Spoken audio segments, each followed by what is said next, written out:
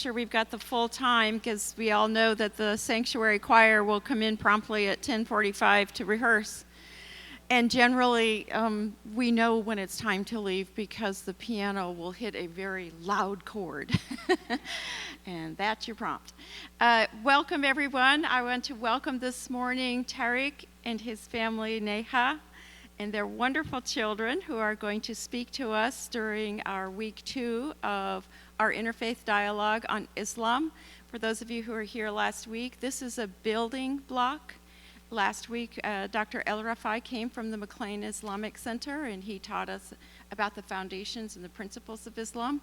Tariq is going to walk us through another chapter of our learning journey. You may recognize him. He was here last year. It was last year, right? It was either last year or 18. You had hair. So fun, so fun. Holy Envy is the book that the congregation is reading about the different faiths that we're studying this fall. I think the book is, Jane, does it start this afternoon at 4:30? 4:30, 3 weeks, Discovery on Holy Envy. And with all of that, I turn over to you, my friend. Salam, it is great to have you here with your family. Thank you very much. Can everybody hear me okay? Okay, awesome. So I start with the greeting of Islam, Salam alaikum, peace be upon you. And I'm here today, I know this was the prompt I got. There's a lot of stuff to cover here, so I'll just say my name's Tariq. I grew up in New York, Toronto, and I came here, finished my last year of high school, Broad Run High out in Loudoun County, and did my undergrad at George Mason. And then I went to do my master's, University of Toronto. I went back, and I work in IT consulting now. If you're more curious about me, we can talk after. So I'm gonna say the prompt I got is a little bit difficult, no blame, but there's a lot of stuff going on here. So if I start speaking quickly because I feel it like in my gut that I wanna cover a bunch of stuff, just let me know to slow down.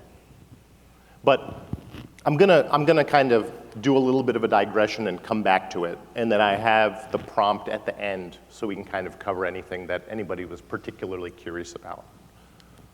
So this is my digression here. I don't know if Dr. Rafai talked about Quran. I think he did, if it's a basics in class number 1. And then the second source of like Islamic knowledge, we'll say, or normative Islam, is called the Hadith, collections of the sayings of the Prophet. This is one. I have 2 versions of it because there's multiple narrations of the same content. So Bukhari, which was a scholar from Central Asia, from Bukhara, that was his name. And then there was a guy, I pressed that twice. Muslim, his last name was Muslim, so it's not like, there's 2 different narrations. I actually like the Muslim narration better. There's more color in it, if that makes sense. So I'm gonna pause, let folks read it, bring your eyes back to me so I kind of know that folks are tracking. Hopefully folks can read. So Umar ibn al-Khattab reported, "We were sitting with the messenger of Allah, peace and blessings be upon him. One day a man appeared with very white clothes, very black hair. There were no signs of travel on him, and we did not recognize him," which is very odd. This is in, I believe this was in Medina. This is the Arabian Peninsula. There are no airplanes, there are no cars. You know people you see. And if you don't know, they're gonna have signs of travel on them. Their clothes are gonna look a little bit dirty. White clothes, very black hair. And I think other narrations talk about his very striking appearance. And he sat knee to knee. If that sounds confusing to you, it's kind of like this, if that makes sense. He said, "O Muhammad, tell me about Islam." Prophet said, "Islam is to testify there is no God but Allah." This is the Shahada, which I think Dr. Rafai covered. "To establish the prayer, to give charity, to fast in the month of Ramadan, and perform pilgrimage to the house." This is the Kaaba in Mecca. So perform Hajj. And then the stranger, remember, says, "You have spoken truthfully." Now think about that for a second, okay? Here's a dude, no one's ever seen him before, the Sahaba, the companions of the Prophet, They've never seen him. The guy sits up right in front of the prophet, knee to knee. In some narrations, he actually puts his hands on his thighs.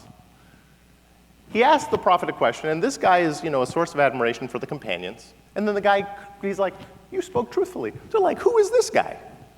So it's completely odd. So we ask basically 3 questions. What is Islam? What is Iman? What is faith? Faith is to believe in God, his angels, his books, his messengers, the last day, to believe in providence, destiny, and it's good and it's evil. And again, he says, the man repeats, you have spoken truthfully. Tell me about excellence. This is a hard word to translate. The Arabic word is ihsan. The root is goodness, spiritual excellence, virtue has also been used. He says, ihsan, excellence is to worship Allah as if you see him, because if you do not see him, surely he sees you. The last part, I included it for the sake of, this is the Hadith of Gabriel, so I didn't want to actually edit anything. But then the man says, tell me about the hour, the day of judgment. Prophet says, the one who is asking knows as much as the one that is being asked. The man says, then tell me about its signs. The prophet said, the slave girl will give birth to her master, and you will see, again, this is a word that's hard to translate, but essentially a specific tribe of shepherds compete in the construction of tall buildings.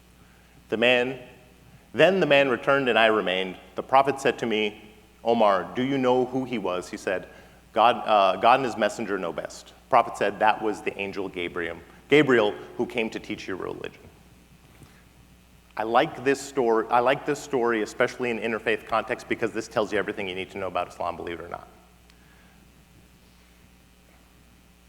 I'm going to pause. We're going to come back to it, but basically the layers that get laid out in that middle paragraph, Islam, Iman, and Ihsan. So it's Islam, faith, and virtue. It's called something else in the slide.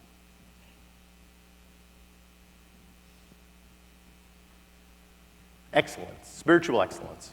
Excuse me. It is small. Those 3 things are all expressions of, if you want to talk about Islamic intellectual history, you have the jurists, all different types of clergy, and I know there's a clerical question we have, and I'm saving that to the end, so I'm going to pause. Do we have any questions about this?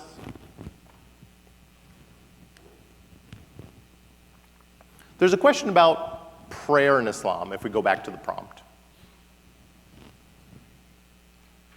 Oh, wait. I think folks know, or I have a familiarity with Dr. Rafai talking about it, Muslims pray 5 times a day. And these are the 5 of them.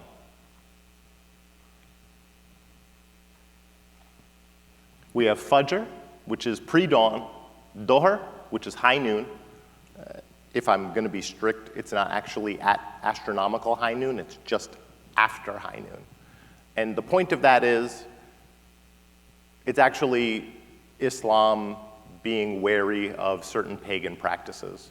There were people who were sun worshipers, and we do not actually pray when the sun is ascending in the sky. So even the dawn prayer, we pray before the actual sun comes up. Then we pray right after astronomical high noon. Asr is in the mid-afternoon. Technically, it's when a stick or any object, the length of its shadow, it's double itself. But nobody does that. We have apps on our phone right now. So you will not see Muslims with staking sticks in the ground and then measuring the shadow. We don't do that. Maghrib. Do y'all know what Vesper is? So it's the same thing. It's the afternoon prayer. It's the sunset prayer, and astronomically, it's when the disk of the sun actually falls beneath the horizon. And Isha is when the redness of the sky has left.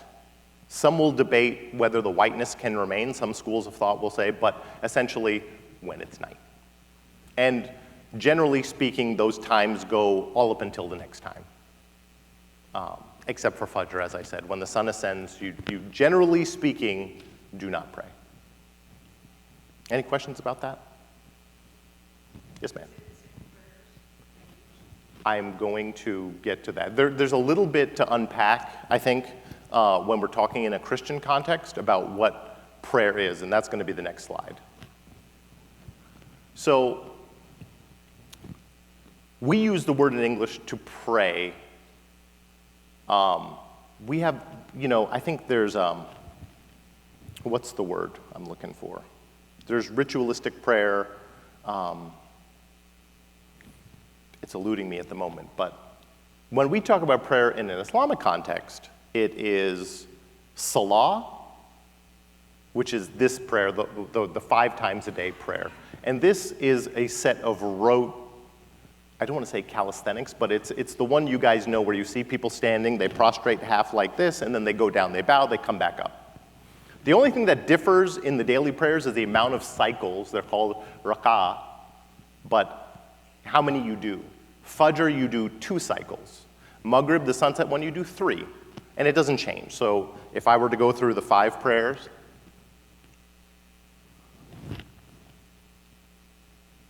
two, 4, 4, 3, 4. That's how many cycles you do. It doesn't change. And in each prayer, it's kind of jammed up because I don't want to get into the specifics of it, but you have to be in a state of what's called tahara, ritual purity. You wash beforehand. And if you use the restroom, you're going to have to make the ritual ablution again. Every prayer, in every cycle, you recite the opening chapter of the Quran. So if you got somebody who prays 5 times a day, they're reciting this first chapter 17 times a day. How did I get to 17? It's the sum of those cycles in each of those prayers. So 2, 4, 4, 3, 4. And hopefully my math is right. Usually you recite another chapter after that. I have a funny story. A friend of mine that I met in college, he started getting religious in college, he started praying, and he thought when you recite the second chapter, you have to recite the whole thing. So somebody started up Surah Baqarah, which is the second chapter. It's actually the longest chapter, and to actually recite it end to end probably takes about 2 hours. So this dude was trying to be religious, trying to do the right thing, and then he heard the beginning of Surah Al-Baqarah, second chapter, the chapter of the cow. And he was like, so it starts Alif Lam Mim, which are a series of letters. Thalika al-kitab la rayba fihi. This is a book with no doubt in it. And he's like, oh dude, I'm not standing for 2 hours, and he just walked away. It doesn't need to be that literal. And some people might start like that, and you say a couple of verses. But what most people do is they will recite what are called smaller. So the Quran, after the Fatiha, which is the opening, after that, most of the chapters are arranged biggest to smallest. So most people recite from the end of the book. And most of these are called the Meccan surahs. And why we call them the Meccan surahs is because those chapters were revealed while the Prophet was in Mecca. Versus Medina. Medina was where he traveled afterward. And some of those chapters are, or some of those verses, I shall say, because the chapters did not get revealed all at once. It was piecemeal over 22 years. So an example of a Meccan surah is Surah Al-Ikhlas. And most kids, I'm looking at my kid because he promised he was going to recite for y'all. But, and he got McDonald's this morning too, so.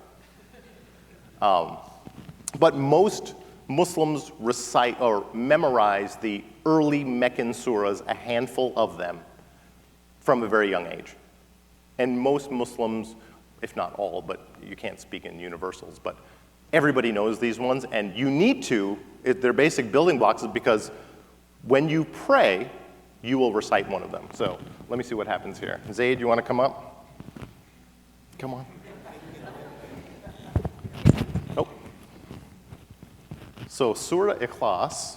You have to here. Oh, he knows how to do that. Right up to your mouth. Qul huwallahu ahad, Allahu samad, lam yalid wa lam yulad, wa lam yakun lahu kufuwan ahad. Very good. So Surah Ikhlas, I-K-H-L-A-S, I was going to add a slide. I didn't because I didn't know if Homeboy was going to actually deliver. So my apologies. But Surah Ikhlas, Kullu Wallahu Ahad. Say God, He is one. Allahu Samad. Samad's a hard word to translate, so universal? I don't know, so my apologies. Lem yalid wa lem yulad. He begets not, nor is he begotten.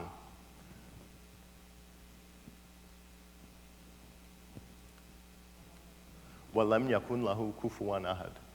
And I don't know how, but ahad is one. So I'm just going to leave it at that for the moment. My apologies. Thanks, Zaid. You even surprised me.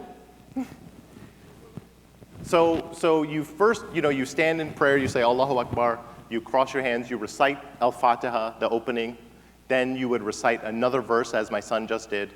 You prostrate, the half prostration where your hands are on your knees. You then go into what's called sajda, which is the actual prostration where your head hits the ground.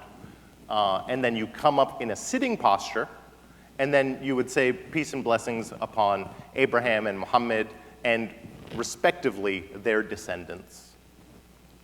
The Friday prayer, this is our congregational prayer, follows the exact same format. We don't do anything different, except there's a sermon ahead of time. And actually, the math changes on the amount of cycles. The Dhuhr, which is a 4-cycle prayer, becomes a 2-cycle prayer. And the sermon basically counts for 2. So the math stays the same, but the sermon just kind of, you get a little variable thrown in there. But it's the exact same process. To answer your question, ma'am, we have another word, dua, which is also translated as prayer. And the biggest equivalent I can give you that is when, a young kid is kneeling down beside their bed and they got their hands like this. That's more that. That's more asking God for things you want. Dua is one thing. Salah are these things. We generally translate in English both of those as prayer, but they're 2 different things. And so after you pray salah, then is your opportunity to make dua. So you'll see people still sitting and they put their hands like this. Stereotypically Christians go like this, Muslims, they'll go like this.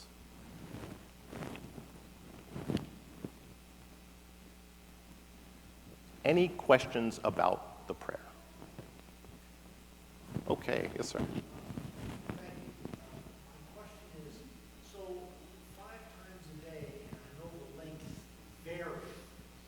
But how much time is devoted to prayer each day if one follows each of these 5 cycles? Thank you very much for the question. So I'm going to repeat it just in case folks didn't hear. It's like, how long does it take to perform these prayers, assuming you're doing 5 times a day? The answer is not very long. Fajr, for instance, which is the first one, the pre-dawn one, it's going to take you 5 minutes. You do have to wake up completely, so you can't kind of stumble around, and then if you got to wash too, because sleep actually breaks the ablution, so you do have to perform the ablution, so you're not really going back to sleep. And you got to do that. That's going to take you about a minute or 2. And then it's 2 rak'ah. You know how to recite Fatiha. You know how to recite the smaller verses.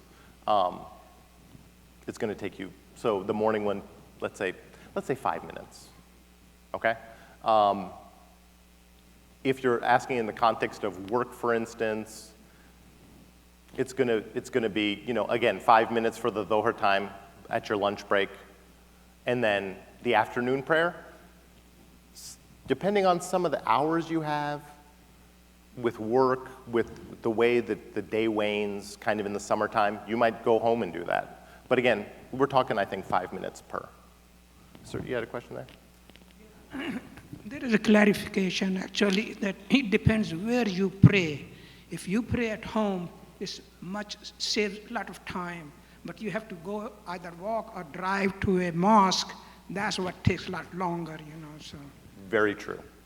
Very true. Thank you very much. So yes, so this goes back to the question we had here about what prayer is and what congregational prayer is.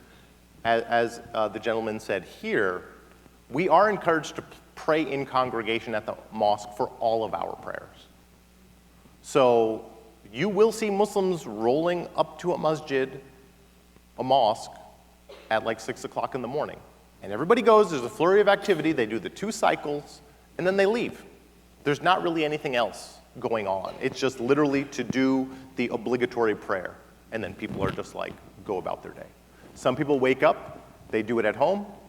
Other people wake up a little bit earlier. They what's called take their wudu with them. They do the ablution at home maybe, and they just drive, they do it, or they might perform the ablution at the mosque. There was another question over here. No. Yeah, thank you. This is more of a general question, and it's in 3 parts. I'll just give you all of them.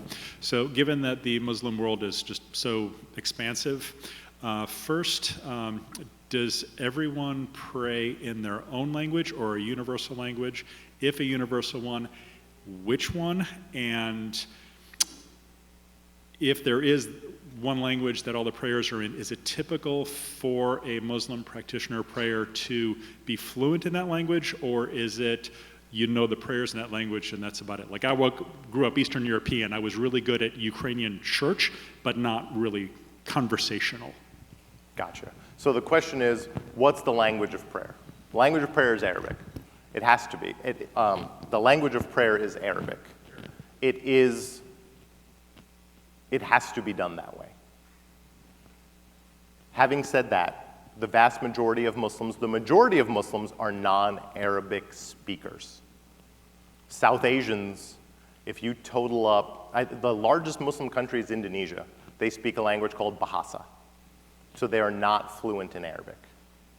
The second, if you total up the population of South Asia, I'm going to talk about Pakistan, India, Bangladesh, Nepal. There's probably more Muslims there than even Indonesia, but it's divided up between 4 countries there.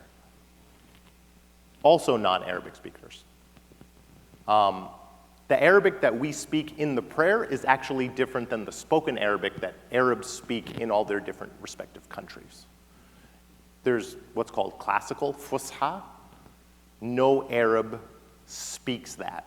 That's as if we went to Tyson's Corner. So I studied Fusha in Morocco, and I don't know how to speak what's called the local language. So when I went shopping in the market, I would speak Fusha, and I would get very funny looks from people. Thusly, I wish to purchase this item here, sir. You know, like, yo, who's this guy? Where did he come from? So it's a liturgical language. It's classical Arabic. Having said that, Arabs do have an advantage that they would pretty quickly ascertain what that is. But I think I answered most, if not all, your questions. Was there anything else? So most people, like my son here, even me when I was trying to unpack Surah Al-Ikhlas, I can't necessarily translate it off the top of my head. Like I know the meaning, overall meaning of the surah, but I don't know it fluently. Oh, my wife is a good person. Surah Al-Ikhlas say, He is Allah, the one alone. Allah is the supreme being who is the independent and besought of all unique and all his attributes. See, I told you that was a hard word to translate.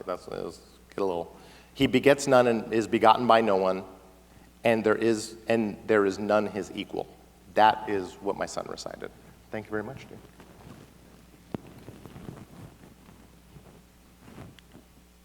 So here, and Al-Fatiha is the first chapter of the Quran. It is recited 17 times in a day. And for every cycle of prayer, this is how you start. So as soon as you see a Muslim pray, and they say Allahu Akbar, they start, and then they kind of fold their hands. Some schools, they would rest their hands at their sides. But generally speaking, this is what starts when, this is kind of the interstate, this is what they recite. So, in the name of Allah, the most gracious, the most merciful, that's that first line up there in the Arabic. It says, Bismillah ar-Rahman ar-Rahim. Praise be to Allah, the Lord of the universe. Alhamdulillahi Rabbil Alameen. The most gracious, the most merciful. Ar-Rahman ar-Rahim. Master of the day of judgment. Maliki yawmiddin. You alone we worship, and to you alone we ask for help. Iyaka na'budu.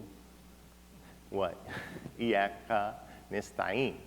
It's hard for me to actually recite this disjointedly.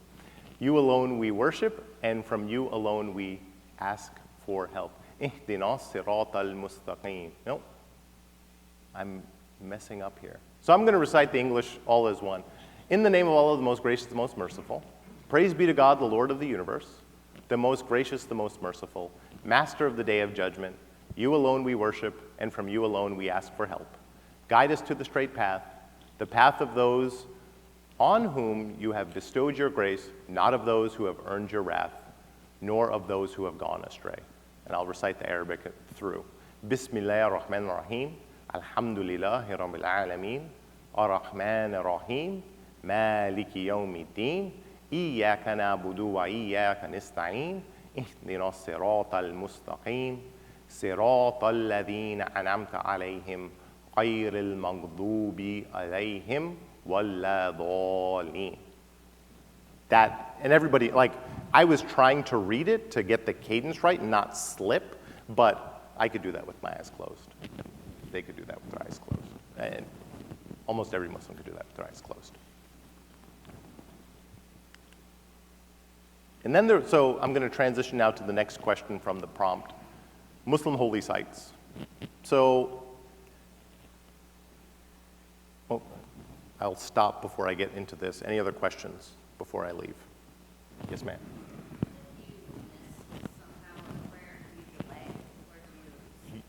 You would try to make that up as soon as possible.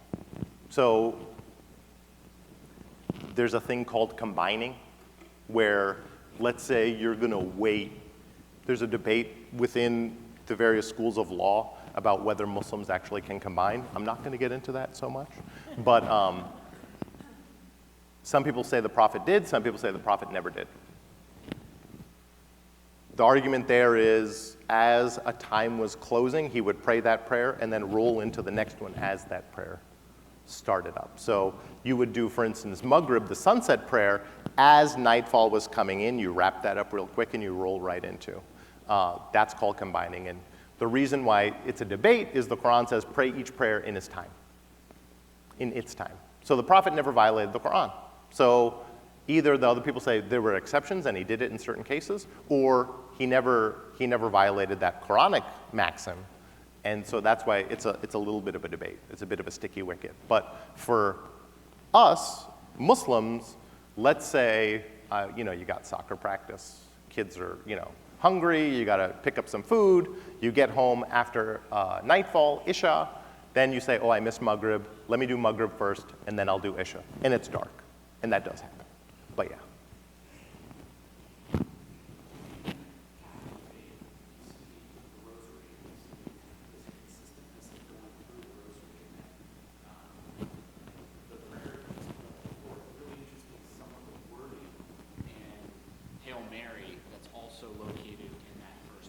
Go through. I'm just curious if there might be any similarity between the Catholic faith and the Muslim faith and that ritual through. So the question was, the gentleman said that he did notice some similarities with some Catholic prayers with the Fatiha. And I would say generally, yes. We have the rosary. It's called the Tasbih. And after prayer, so I said you do the ritualistic prayer, the Salah, 5 times a day. And then afterward, you kind of make dua, which is the other word for prayer.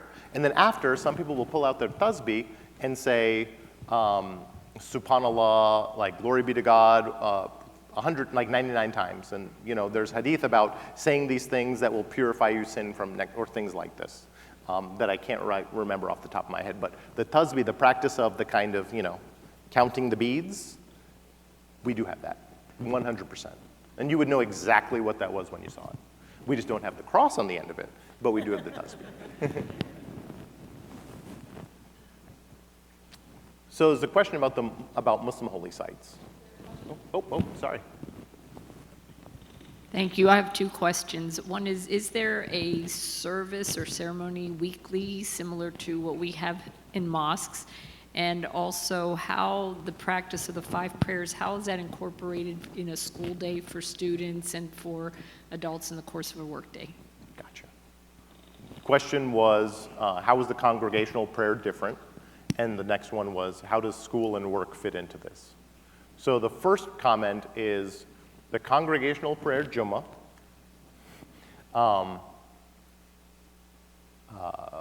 am I? Congregational prayer, Jummah, is usually on Friday afternoon. So if you live or work near a mosque, you're going to see a lot of activity. Cars going to come up to the Jummah prayer, which is the Dhuhr prayer, right after high noon prayer. And they usually kind of push it out a little bit because of because of life, I guess. So if, like, it's, you know, the window of the prayer opens at, let's say, 12:30, but the congregational prayer might be at 2 o'clock. So everybody shows up around, 2 o'clock.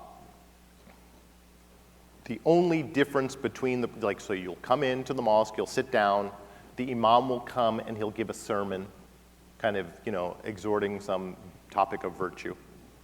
Let's say that takes about 20, 30 minutes. They usually, it'll be peppered with Quranic ayahs, hadiths of the Prophet, and then the imam will get up, lead the congregation in prayer, 2 rakat, 2 cycles, and that's it. There's nothing other than that. We don't do anything differently. And I think there's reason for that. Muslims, how much time we got? Okay, I can work with that. Muslims don't want to change anything the Prophet did.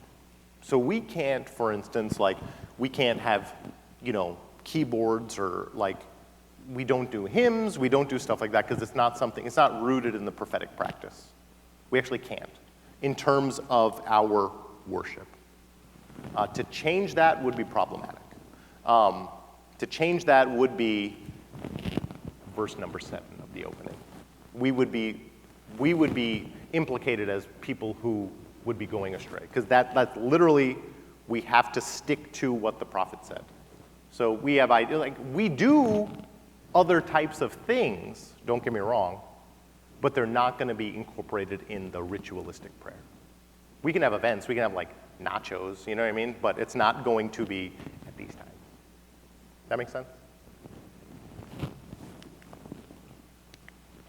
Day and the workday? Oh, sorry. And the workday.